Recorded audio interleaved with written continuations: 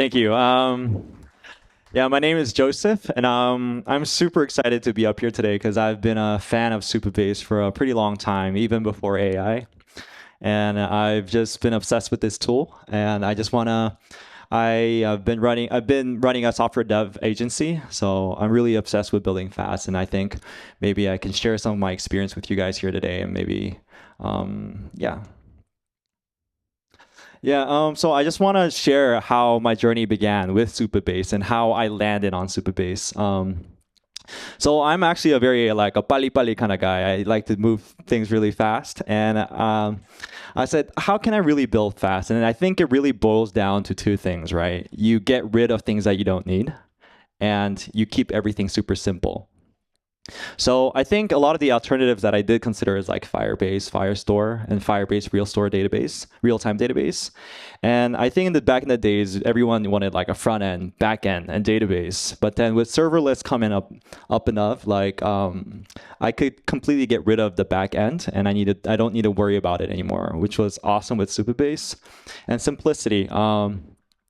If there's like 10 different technologies that you guys need to use, I think it takes a lot of mental energy to navigate through different terminals and consoles and dashboards. And I think Supabase really helped me because it was baked into one platform: auth, database, edge functions, real time, everything. So I think in these two things, I think Supabase really helped me. And there are a lot of bunch of reasons that I love Supabase. And Postgres is actually super cool because usually when I build like apps for people, it's usually like an MVP, and it always comes with some admin panel, right? And usually it comes with, search, sort, filter, and all these features. And I think Postgres makes this super easy to do. It's just one line, and everything's just baked in there for you.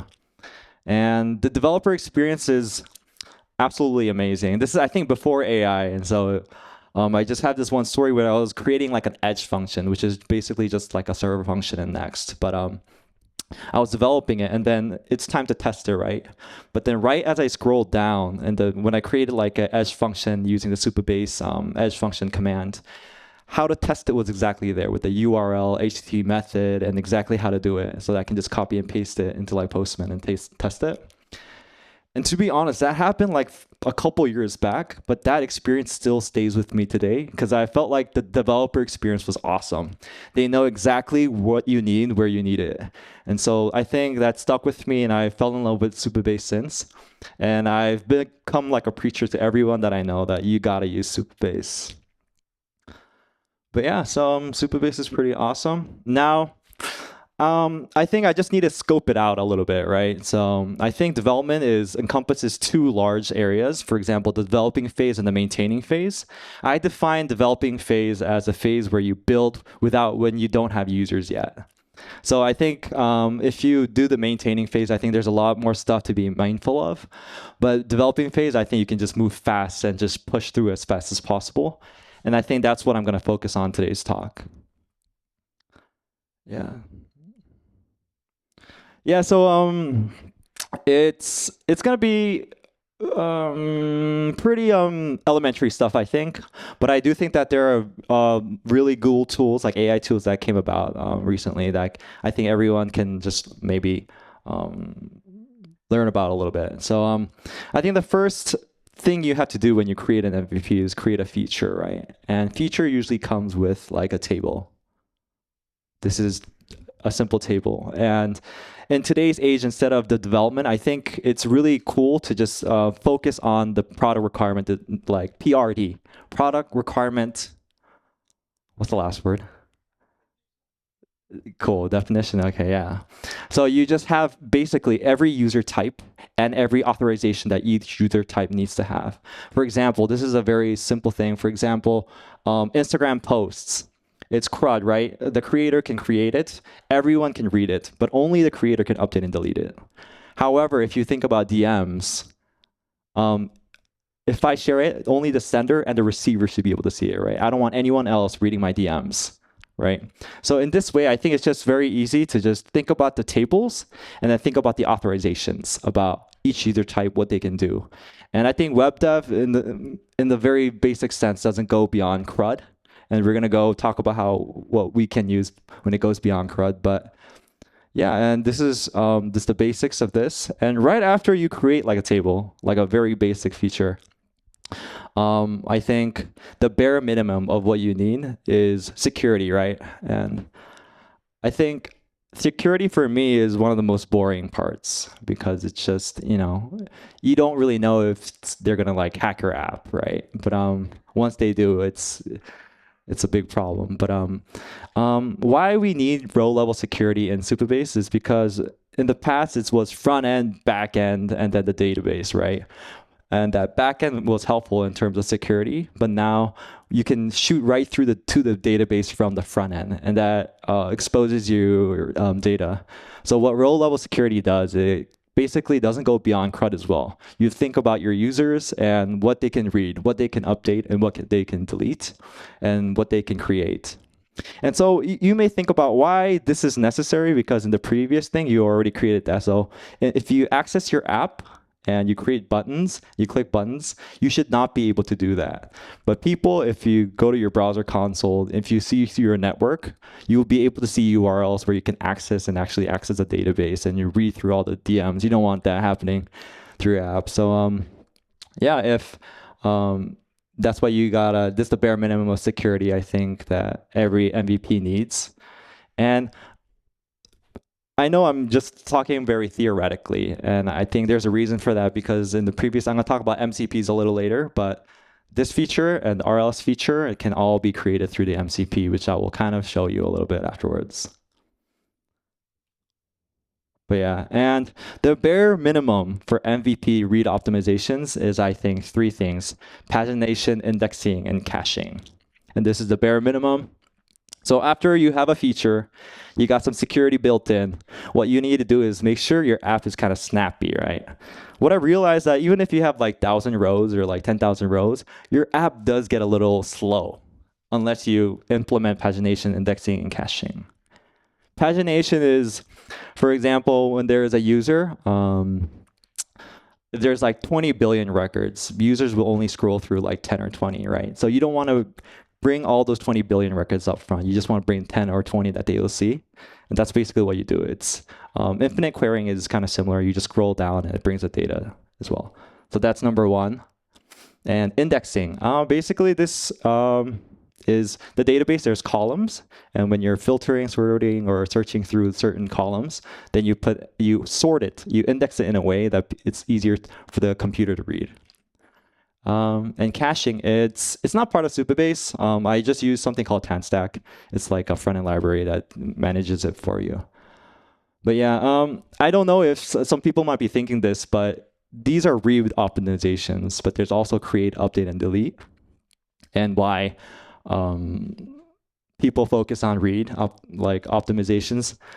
Does anyone know why? Or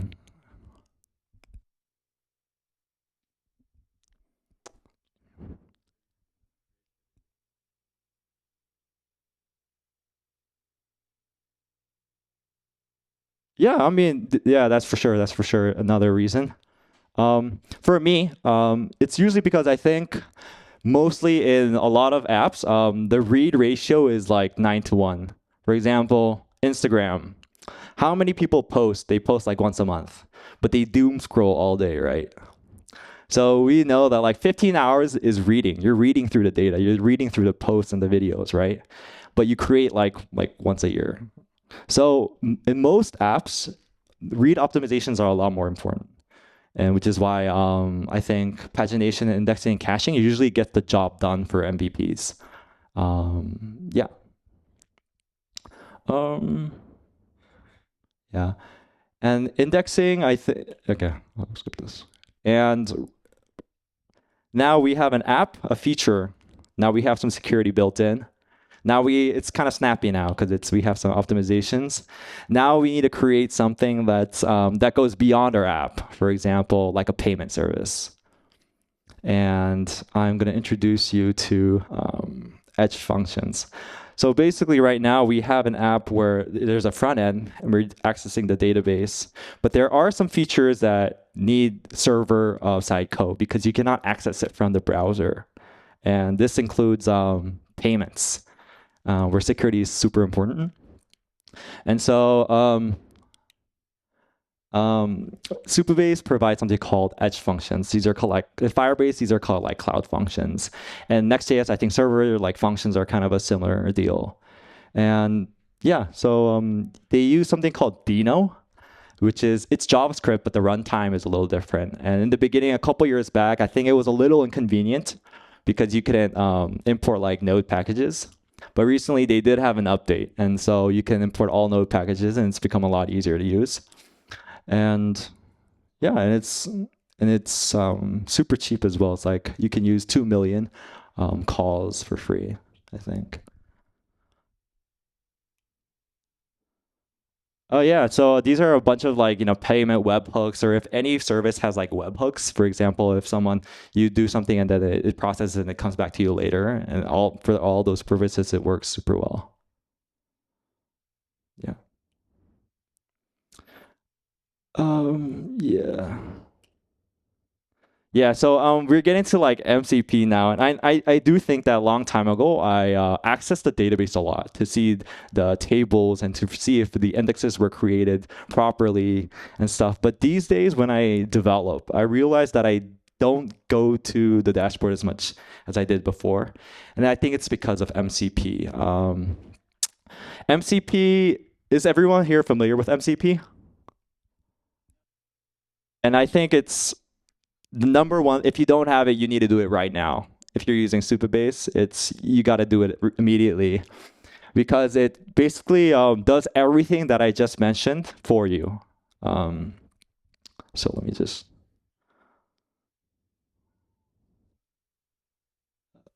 I'm trying to drag it up.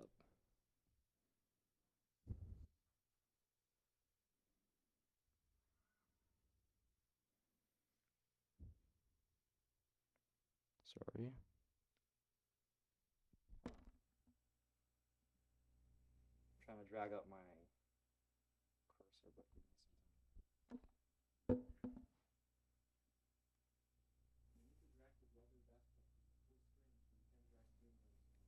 you were so smart. There you go. Yeah. So I kind of made this like prompt before. So super basic. Once you MCP, long time ago, you had to go and copy and paste a bunch of stuff and create tokens, and it was really complicated. But now, if you just go to Google Supabase MCP, it takes 2 button clicks, and you can set it up with cursor. And basically, these are all the tools that they provide. Basically, it's everything because there's execute SQL here, and so you can create tables, alter tables. And do everything I can think of, create indexes and create pagination, and all that stuff works here. And also you can deploy edge functions here as well. Well, that's convenience because, in Next.js, I think if you just push it, then it deploys automatically to like GitHub. But I think Supabase previously, you had to do it in a terminal. So it was kind of annoying. Even if you pushed to GitHub, it didn't. You have to deploy it separately.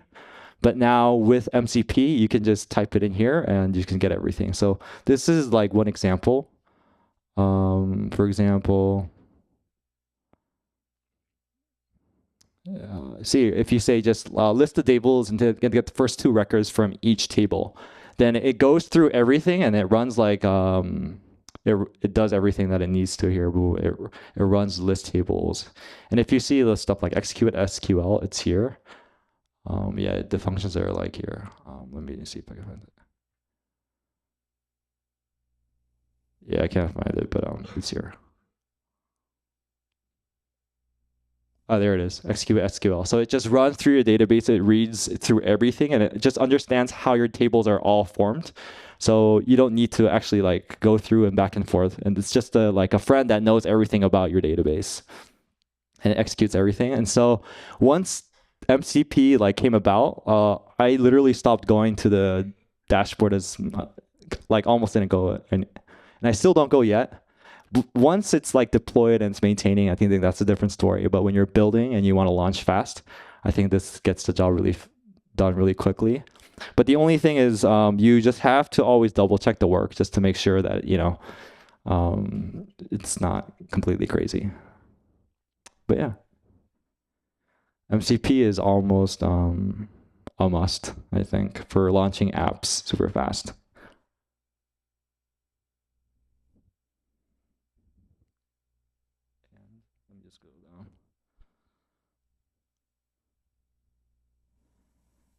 And other cool things that are really neat here are like view tables. So what view tables are basically if when you normalize databases, then you break it up a lot, then it gets hard to like kind of see it, right? So what I do is I create view tables and I just join them all in one view so that you can just see them. They're all joined in the database, so it's easier for you to maintain. It doesn't help with any read, but if you create like materialized read tables, then it does help with the reads. But you can create like read tables and then you can access them in the app as well. So it's pretty nice because it's just simple. And full text search, I use it for like fuzzy search. For example, if it's like your spelling is like wrong, then but it still like kind of finds it for you. And cron jobs, I think people just don't know that Supabase has it, but they do. And so if you want to send like messages every 9 a.m. on a Monday, then you can just get that going. But yeah. And some stuff that I'm looking forward to is I do read like the Supabase stuff, and I think right now Supabase and serverless is really considered for like MVP is not scalable. But I think they're creating like features like read replicas and stuff. I think that goes back to like the optimization. I don't think that's a feature that is required for MVPs, but I do think that they're trying to invest in creating more bigger apps and stuff, which I think is great because you can stick with Supabase for the long term. But yeah, I think these are most of the things that I use for Supabase to build and launch MVPs super fast. And if you guys have any other like things or questions or any like things you want to debate on, I would love to talk about it. I love talking about Supabase and any other optimizations that you guys have done. I'm really willing to learn and hear you guys' experience. Right, big round of applause, Joseph. Any questions? Do we have questions? I love questions. I love talking about Supabase, so anything. Yeah.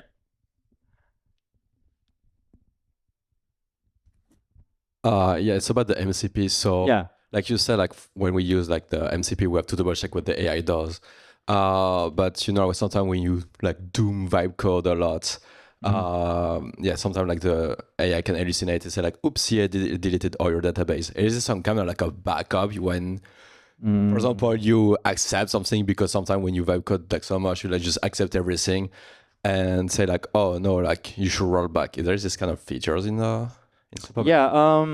So yeah, that's a great question. The first thing that I'm thinking of right now is, yeah, I don't think I've ever deleted rows using MCP before. Okay. But let me see. Oh, sorry, I can't read it in this angle. I'll just bring it up first here. Basically, SQL provides like these backups and like stuff like that, so you can restore it to a point back in time, so that if you lose some data, this is you can go back in time. But it is a pro feature, so I don't know if you're using the free version or like the pro version, but they do offer that thing. So that this is after I guess you get users, right, and you have records piling up in your database. But yeah, they do have point in time restorations that you can go back in time and just kind of do that. Okay. Yeah.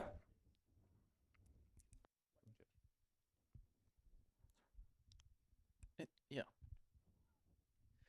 And please, guys, don't turn off the microphone every time. I am building an MVP using Supabase, and Awesome. there is a part where I use some background jobs and like file system, and I think there is no kind of solution by the Supabase for that. What kind of thing do you use, or is there like solution for that in there? What is file system? Like, what do you mean by that? Yeah. Do you know runtime that doesn't support like let's say like writing some file in there, or like the main thing I need is more like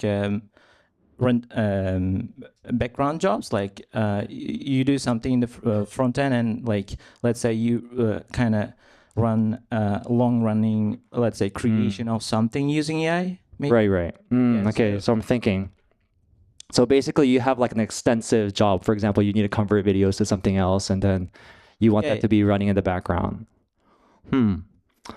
Because edge functions usually have timeout after like 60 seconds. So I don't think that's the job that to use. What are you currently? Are you using a separate server for that, or? Oh, actually, yeah, I'm thinking to create separate like node server for that for the job, but Okay. yeah. Yeah, you know what? Supabase, a background running thing. I can't particularly think of anything right now, but maybe I can look it up and come back to you. But yeah, I can't think of anything right now because I don't think edge functions is it.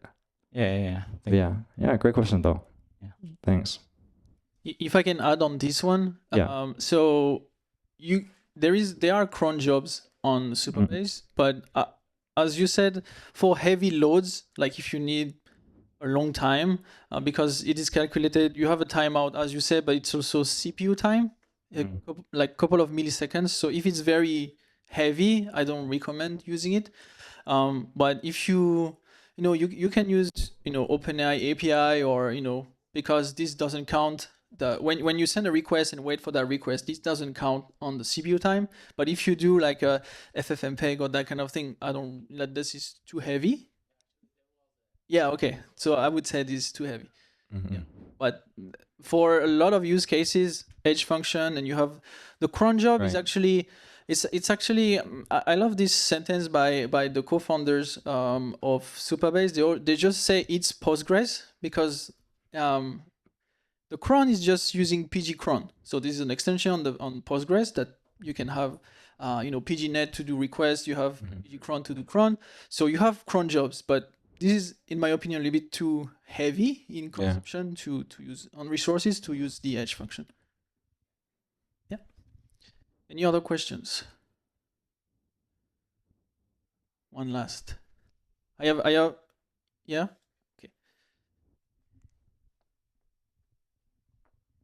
I think it's not a question, but just addition of that.